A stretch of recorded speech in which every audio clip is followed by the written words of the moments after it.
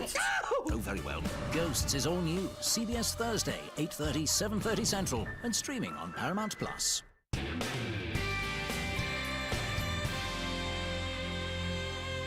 Rain and wind were with us over the weekend. We'll let you know what kind of weather we can expect for the upcoming week. Will that chill continue?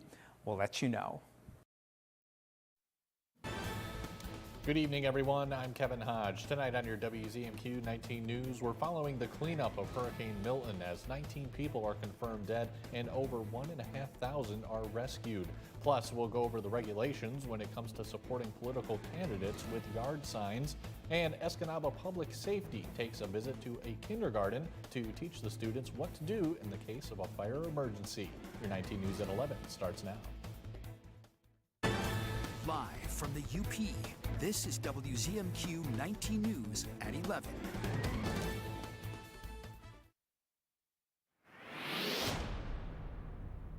As you check things out for Marquette on Saturday, looks like we'll see a decent amount of clouds in the grand scheme of things. There'll be mid-high level clouds. I don't think we'll see any rainfall. Some might skirt in late in the day, but temperatures, you can see, much cooler, only in the mid-50s and mid to upper 50s across the rest of the Upper Peninsula for your highs during the day. Pretty decent breeze as well. Rest of the weekend forecast coming up later in the show. Kevin? Thanks, Tom. Hurricane Milton is now blamed for at least 16 deaths in Florida. Ron DeSantis says more than 1,600 people have been rescued so far from flooded and heavily damaged neighborhoods. But as Steve McJurry reports from Tampa, the road to recovery is very long and challenging. Okay. You gotta come over here to the stairs? Near Tampa, sheriff's deputies sprang into action to rescue a family, including their dogs, after Hurricane Milton flooded their home. While nearby, a team rescued this 91-year-old woman. Across Florida, line workers are doing crucial repairs for more than 2 million Floridians who still lacked power on Friday. Mia Watson of Palm Beach Gardens on Florida's East Coast is one of them. This is ridiculous. We need power out here. We need help out here. This deadly storm brought torrential rains, destructive winds, and tornadoes to the Sunshine State. President Biden, who is visiting the storm zone on Sunday, vowed that federal help won't let up anytime soon. I want everyone in the impacted areas to know we're going to do everything we can to help you pick back up the pieces and get back to where you were. For some Tampa residents, the swamp of storm water and overflowing sewage now contaminates their homes. This is the dream home Isabella McGovern's family has been saving years for. They purchased it 2 days before Helene hit. It's almost like you could still smell the water. When we walked in here this morning, it was all gray. You couldn't see a thing of wood. This Vero Beach family took cover in the bathroom as a twister tore through their neighborhood. Even with the hurricanes, it's never been this bad. Milton also brought a wave of deadly tornadoes to St. Lucie County in the span of 20 minutes. Hurricane season officially finishes at the end of next month. So far, 5 hurricanes have made landfall in the U.S. this season. The record is 6. Now to the race for president. CBS News has confirmed that Donald Trump's campaign has requested that U.S. military provide a plane for the former president as he travels the country in the final weeks before Election Day. Here's Nicole Killian. After 2 assassination attempts and amid heightened intelligence about potential Iranian plots threatening to kill former President Trump, his campaign is asking for military aircraft to be added to the security detail. The unprecedented request made to the White House and Secret Service also call for expanded flight restrictions over Trump's residences and rallies, and ballistic glass, which is already used at some of his events. In a statement, the Secret Service reiterated Trump is receiving the highest levels of protection and will remain vigilant, while President Biden said he's authorized extra security. Well, I've told the department to give him every single thing he needs for his, as he were sitting president. Give all that he needs. If it fits within that category, that's fine. Today, the former president addressed an overflowing crowd in the city of Aurora, Colorado, where he leaned heavily into anti-immigration rhetoric and proposed Operation Aurora, vowing to remove members of a prominent Venezuelan gang. I will rescue Aurora and every town that has been invaded and conquered. These towns have been conquered. Explain that to your governor. He doesn't have a clue. He referenced this viral video of armed men entering a local apartment, resulting in a fatal shooting back in August. At the time, a councilwoman claimed Venezuelan gangs were taking over entire complexes in the city, but the mayor, police chief, and other officials later disputed that. We welcome the eyes of the nation on a true Colorado gem, the great city of Aurora, Colorado. And of course, Aurora is a safe, vibrant, wonderful place to live. The Marquette County Clerk has some reminders for anyone putting up campaign signs as we close in on the election. Anyone placing signs on private property should make sure they have permission from the owner. Signs placed along state or interstate highways have to follow the Michigan Department of Transportation regulations. Signs must be 30 feet from the center line or 3 feet from the curb where one is present. The county clerk also urges everyone to check in with their city or township before placing signs. A township or city, before you place signs, check with them and make sure that there's not an ordinance on signs or there's something else that you need to be aware of. So always make that phone call as well, because that's just a nice courteous call to make sure that there's nothing more that their board has passed. All political signs along Michigan or interstate highways must be taken down within 10 days after the election. Michigan voters will have more options to cast their ballots this November than they've had in any past presidential election. To vote early, you can request an absentee ballot online, by mail, or in person at your local clerk's office. It's recommended to have them back in the mail or drop them off by Monday, October 21st. If you plan to vote in person, early voting starts at centers on October 26th and ends November 3rd. All precincts will be open for Election Day, November 5th, from 7 a.m. until 8 p.m. local time. And the more people that participate in our democracy through things like voting make the democracy ultimately stronger. We have more links for voter information to help you request a ballot or find your local clerk and early voting center on our website, WZMQ19.com. Now, a reminder that WZMQ 19 will be simulcasting the second U.S. Senate debate between Democrat Alyssa Slotkin and Republican Mike Rogers on Monday, October 14th. WXYZ TV in Detroit will be hosting that debate. You can watch it live on air on WZMQ at 7 p.m. Eastern, 6 p.m. Central. We have more details on WZMQ19.com. It's Fire Prevention Week, and the Escanaba Public Safety Department is visiting local schools to share life-saving information with students. Kids at Webster Kindergarten Center got to sit in a fire truck, spray the fire hose, and escape the smokehouse, climbing down a ladder from the top floor to get to safety. Officials also told them what to do in a fire and what to expect when public safety arrives to put it out. It's really important if the fire department's there to help them and they're in the house to make sure that they're not going to hide, so they're not afraid of a firefighter. We interact with them, bridge that gap, so if they do have an emergency, they're going to come to us rather than try to hide from us. Public safety sent students home with an assignment to talk to their families about a safe place where they can meet outside their home in the event of a fire.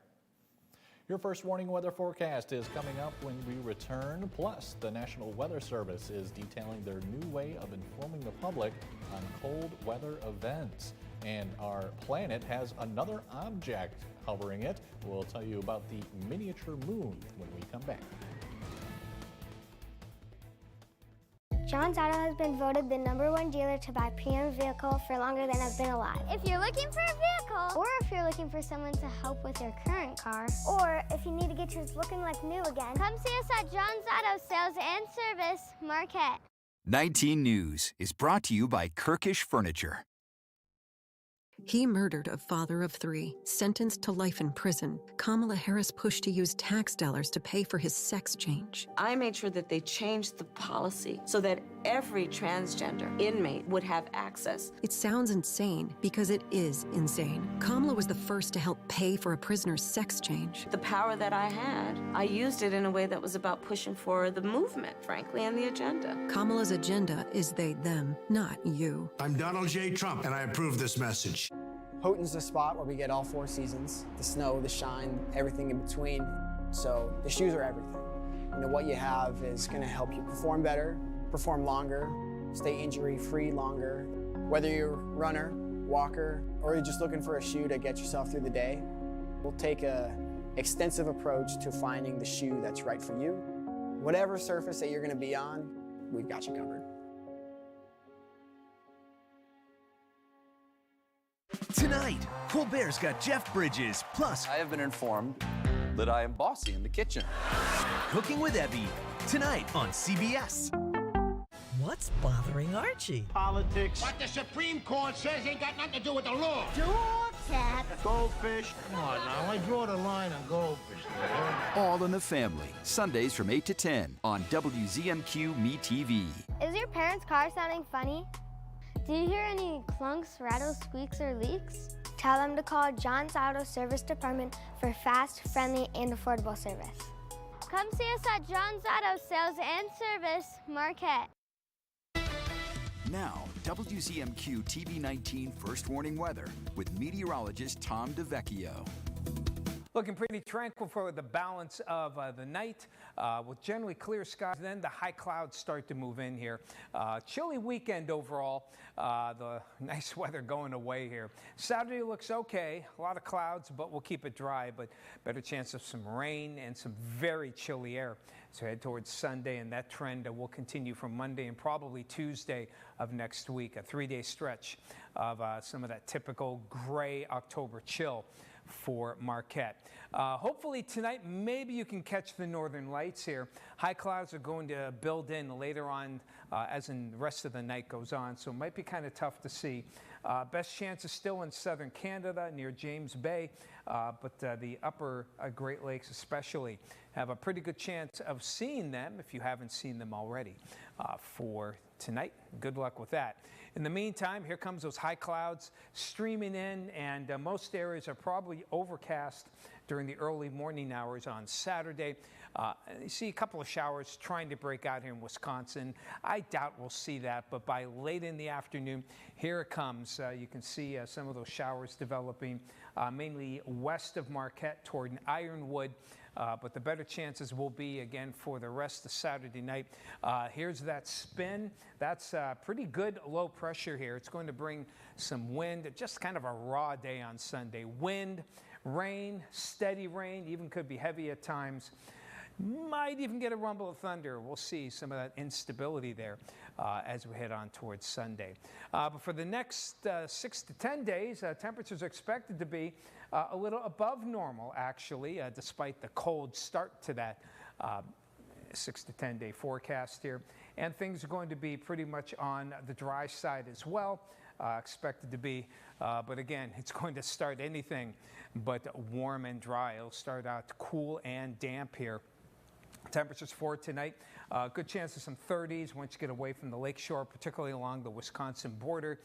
Perhaps some patches of frost and maybe some fog as well. Leading to a decent amount of clouds. I don't think it'll be a gray overcast. We'll try to get the sun to peek through from time to time on Saturday.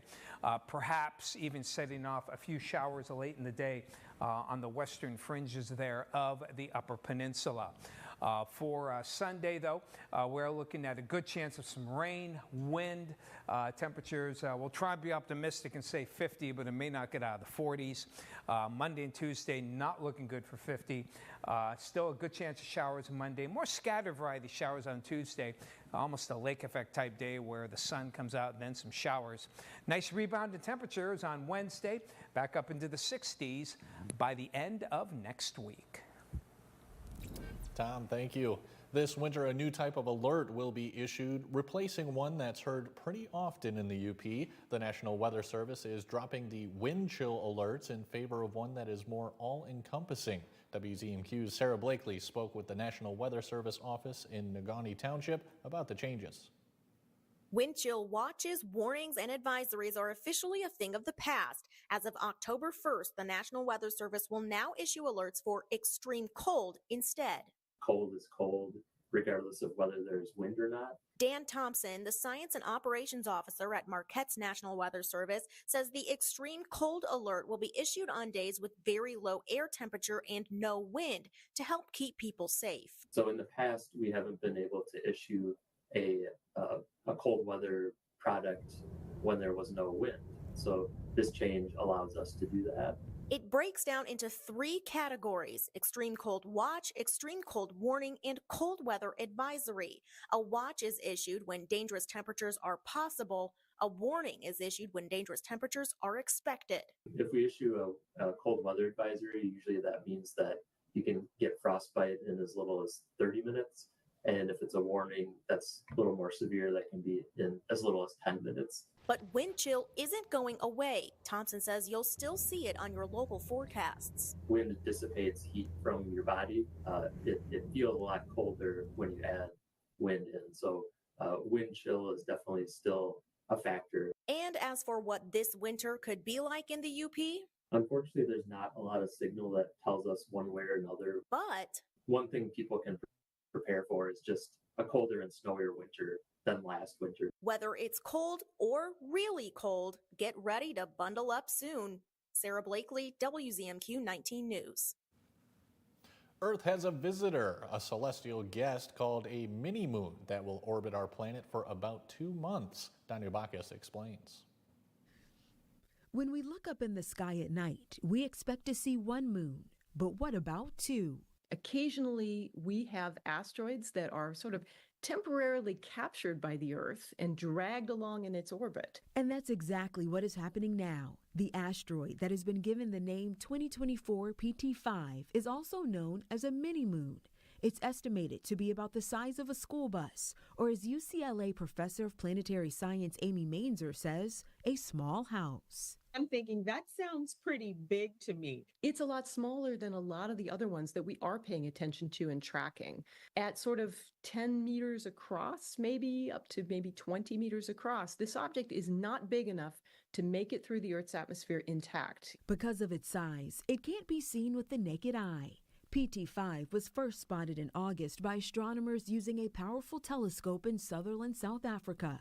The mini-moon is expected to circle the globe around 2 months. You could kind of think of this asteroid and the Earth as almost like racehorses going around a track together, or Olympic sprinters all running together. Then eventually the faster runner is going to pull away and move a little bit ahead. In this case, one of us is going to pull ahead, and we're going to start to slowly separate from our little asteroidal friend. The mini-moon will then continue its solo trajectory back to the asteroid belt.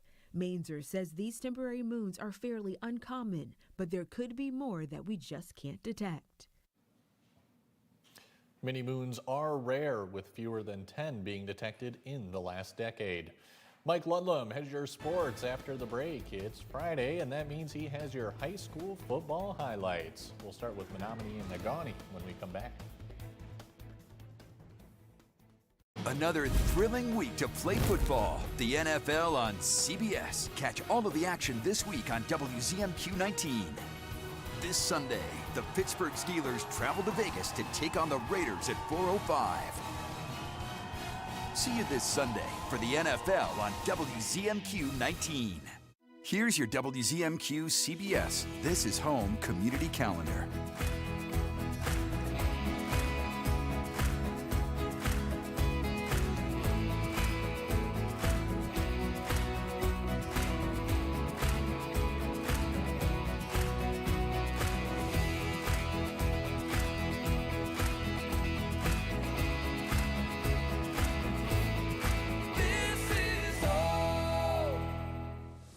Tonight, Colbert's got Jeff Bridges, plus I have been informed that I am bossy in the kitchen.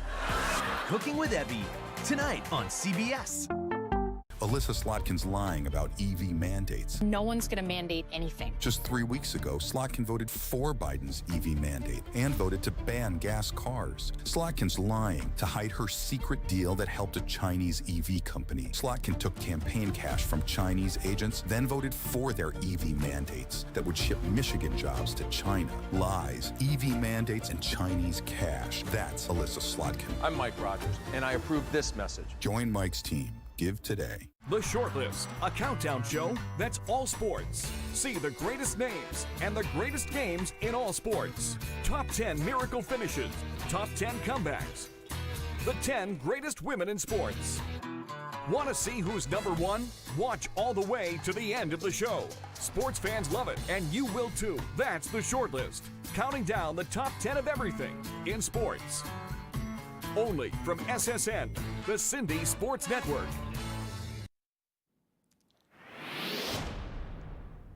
Good evening, everyone. The Menominee Maroons remain the #1 team in the UP 11-player football poll. Chad Brandt's squad visits number 4 Negaunee this evening, and this was a wild one for quite a while. Negaunee has won the last 2 games, I believe, these teams have played, but Menominee strikes first on its second possession. Tanner Tirkoff time to find Dawson Bardowski with this pass. 13 yards for the touchdown. Negaunee was called for roughing the passer, so Menominee made a 2-point conversion for an 8-0 lead. On the ensuing kickoff, all kinds of craziness. Kicker Clayton Miller sends the ball downfield. Negaunee's Weston Yesley fields it, gets several good blocks. He's in good shape until number 6, Caden Bell, strips the ball away, but listen, I think you might have heard the whistle, and Bell picks up the ball anyway and goes all the way for what should have been a touchdown. But that inadvertent whistle, of course, ends the play with Negaunee in Menominee territory, and the Miners would capitalize in quarter number 2. On 4th and 3 from the Menominee 4, Negaunee quarterback Ty Jacobson connects with Aiden Steele on the touchdown pass. Miners' 2-point run attempt failed. Maroons led 8-6. Menominee drives right back. Tanner Tirkoff breaks the plane of the goal line from a couple yards, and an extra point kick is good. Menominee is up 15-6. Miners right back at it. Jacobson fakes the handoff, pitches to Weston Yesney. A lane down the sideline, gains about 30 yards or so before, boom! Dawson Bardowski unloads and sends Yesney out of bounds. First down, maize and blue. I think Bardowski took the worst of that one. 3 plays later, Jacobson, Ian Engstrom. That's a scoring pass. The extra point kick was good. Menominee's lead was reduced to 15-13. Negaunee's Hank Tinknail kicks the ball back to the Maroons, fielded by Bardowski, and he'll give the ball to Clayton Miller on the reverse. And Miller is sprinting down the far sideline. Good blocking late by number 10, Landon Dagno.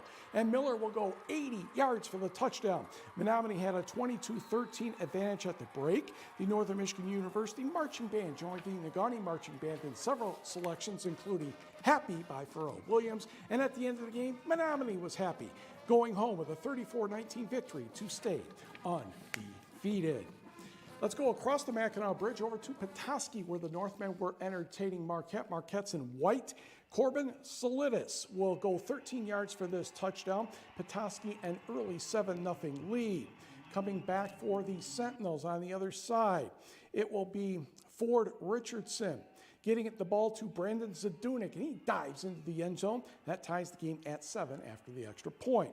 Second quarter, after recovering a fumble, Corbin Solidis is at it again. This one's good for about 20 yards and into the front corner for a score. Northmen back in front 14-7. In fact, Solidis scored a 3rd TD in the first half. Marquette had 3 turnovers in the first half, and Petoskey hands the Sentinels their first loss in the Big North Conference this season. 28-23. Marquette's record overall is 5-2. To the scoreboard in the Copper Country, Houghton over Gladstone 42-17, and Calumet downs Hancock 47-18.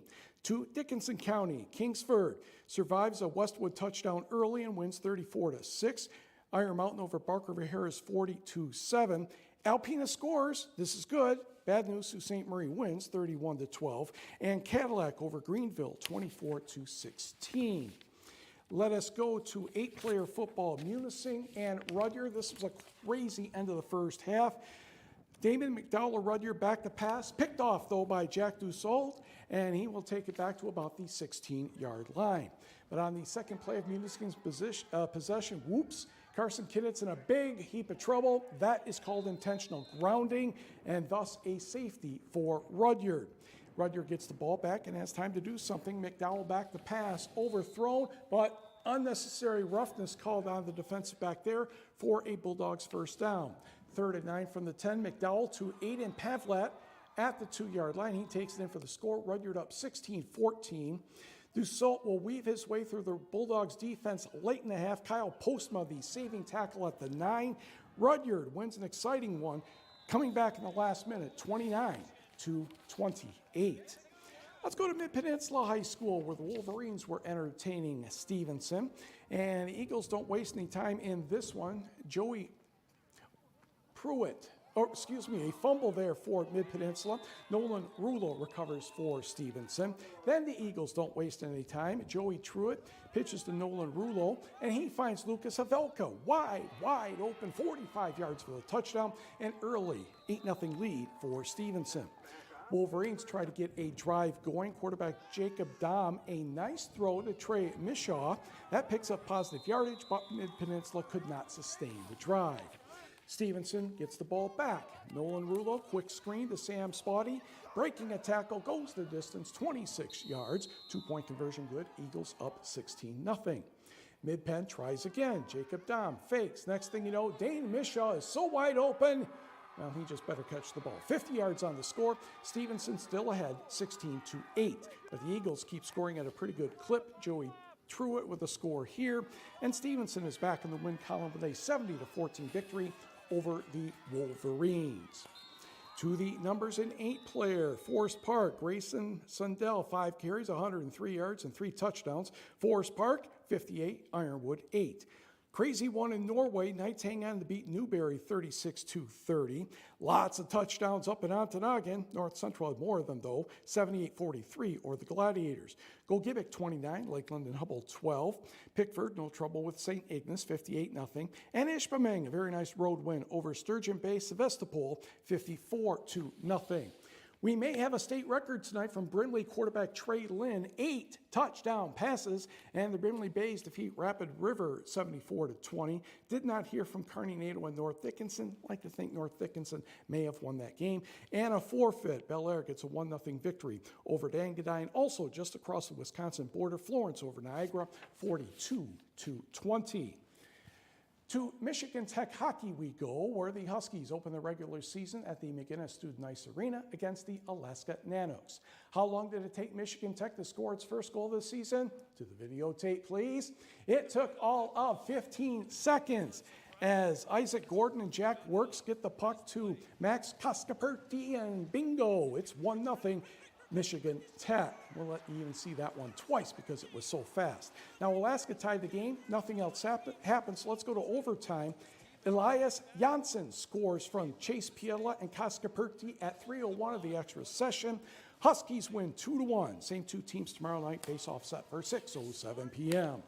Meanwhile, NMU out at Colorado College. Wildcats tied the game in the third period at 2. The goals by Matthew Romer and Captain Tanner Lash. Ryan Olette has made 38 saves so far for the Wildcats, so they're hanging in there pretty well, 2-2 in the third period. Elsewhere in GLIAC sports, soccer, NMU women defeat Michigan Tech. That was 2-0. Trust me, Wildcats won 2-0. GLIAC Offensive Player of the Week, Justina Lesperance, had one of those goals. The men's soccer team at Davenport ties at 1. And in volleyball, NMU recovers from a slow start to beat Roosevelt 3-1. And Davenport edges Lake Superior State 3-2. For Northern, Mackenzie Gruner at 15 kills. For Lake State, Morgan Deming 12 kills and 8 blocks. Don't forget the Tigers game tomorrow starts at 1 o'clock Eastern Time, trying to avoid the rain. Packers Sunday at 1, Lions Sunday at about 4:25, and we will be right back.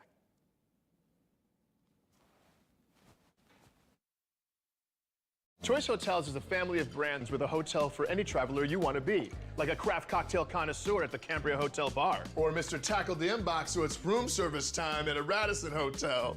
Stay 2 nights and get 8,000 points when you book direct. Ooh, effervescent. What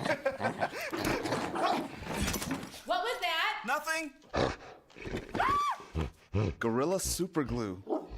Brush for edge-to-edge coverage and nozzle for precise application all in one. For the toughest jobs on planet Earth. Enjoy spectacular savings all month long at Richardson Jewelers, downtown Marquette. Come to the store to get your spooky scratch-off tickets with instant savings between 20 to 40% off. Every case and shelf is full for my trip to the largest jewelry show in the world. October is the perfect month to say boo to your boo with the gift of gold and diamonds with spectacular savings, exclusively at Richardson Jewelers, downtown Marquette. Richardson Jewelers. In 2016, Donald Trump said he would choose only the best people to work in his White House. Now those people have a warning for America. Trump is not fit to be president again. Here's his vice president.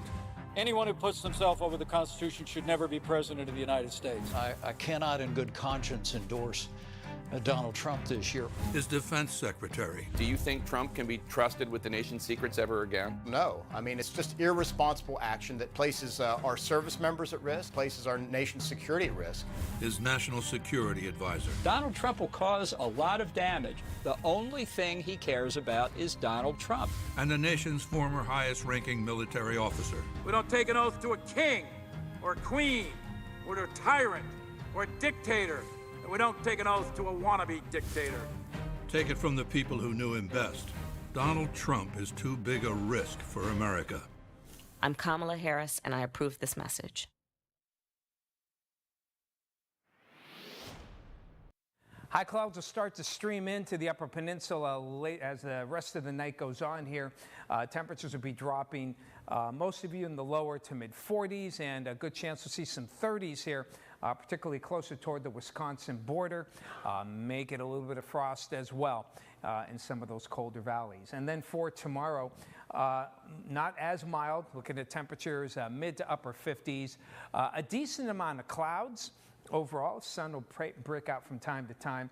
Can't rule out a few showers coming in west of Marquette as we head toward the end of the day. Here's the rest of the 7-day, and then we go with a 3-day stretch here of just gray, cold air for the Marquette region here. Sunday looks like the worst of it. Good chance of rain. Don't be surprised if you get a rumble of thunder, maybe some spouts on the lake. Lesser chance, but still there for Monday. Tuesday, scattered showers. Temperatures warm up for Wednesday into the end of the week. Kevin?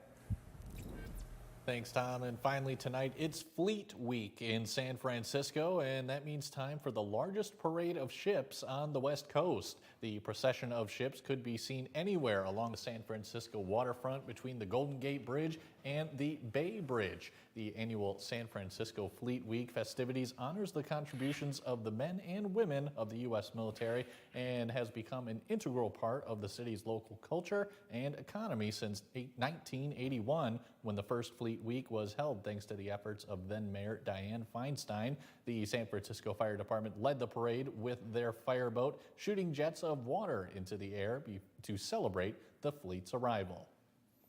And that's all we have for you, folks. We'll see you on Monday.